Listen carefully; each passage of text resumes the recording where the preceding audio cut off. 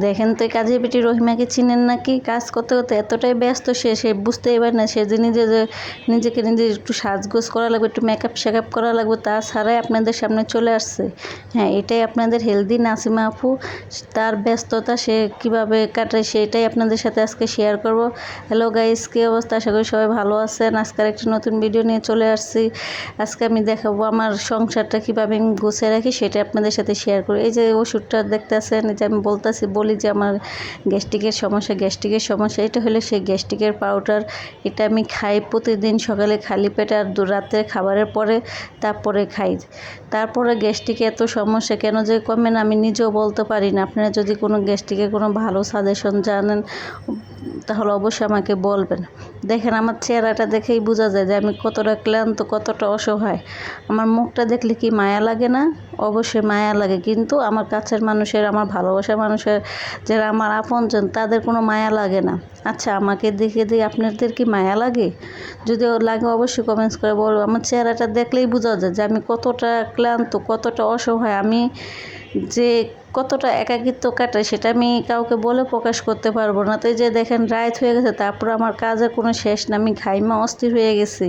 যেহেতু আমার একটা রুমে একটাই সব কিছু, সেজন্য আপনাদের সাথে আজকে আমার অর্ধেক সংসার শেয়ার করব, কিভাবে আমি আমার সংসারটা গুছিয়ে রাখি। আর যদি আমার সংসারটা আপনারা দেখতে চান পুরোটাই, অবশ্যই আমাকে কমেন্টস করে বলুন, তাহলে আমার ঘরের সংসারে কী কী আছে সবই আপনাদের সাথে শেয়ার করতে। আজকে আপনাদের সাথে শেয়ার করব, শুধু আমার রুমের অর্ধেকটুকু শেয়ার করব আমি কিভাবে কি করি। দেখেন আমার ঘরেও অতটা কিছু না, আমি কোনো ভালোভাবে থাকি না, কোনো ভালোভাবে কোনো করি না। যে দেখেন আমার যে খাটের উপরে রশি টাঙানো, কাপড় চোপড় লেড়ে দিছি। যেহেতু আমার কোনো বেলকুনি নেই রুমে, সেজন্য আমি রুমের মধ্যে কাপড় চোপড় লেড়ে নাইড়ে দিই।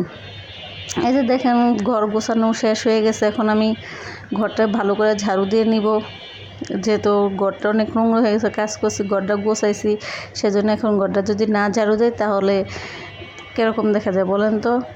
দেখেন আমার ঘরের ভিতর মানে খালি চুল আর চুল। আমার এত পরিমাণ চুল উঠে যা বলার বাইরে। চুল উঠতে দেখেন কী অবস্থা, চুল তো নাই, পাতলা একেবারে কী অবস্থা হয়ে গেছে।